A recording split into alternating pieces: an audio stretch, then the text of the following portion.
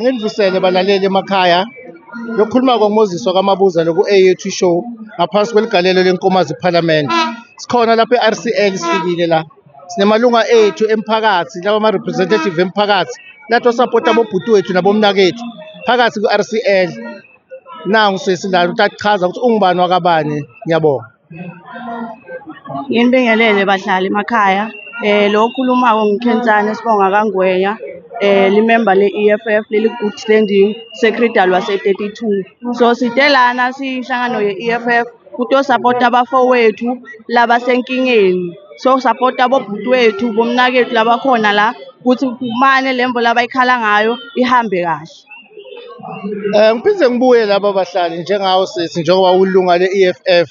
Ngayati le-EFF inhlangano ledila kakhulu ngetemhlaba lekhalela abahlali futhi. Uthini kulesimo lebakuso bahlali bethu basenkomazi nemaphethelo? Thina si-EFF njengoba uchaza mfowethu ukuthi sibani lesilwela umhlaba.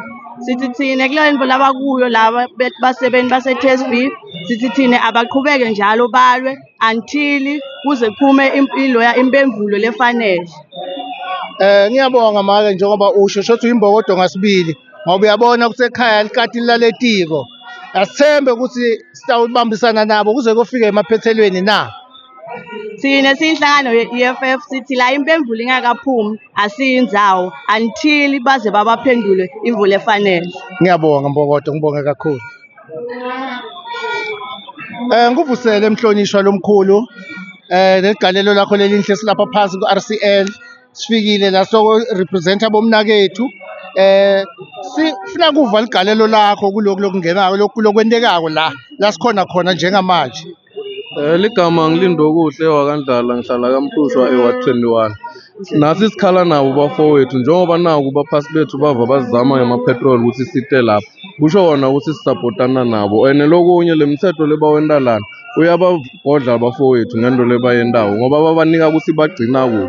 Thina lokutowendeka nyalo sitawamba siyovala eCrossini, ePestani ku-affecteke iLeopard Creek nePestani neKruger Gate. Kuze ukuthi batokhona kuphenduleka lapho kutoba kungasafaki basebenzi base-TSB kuyoba kufaka i-EFF.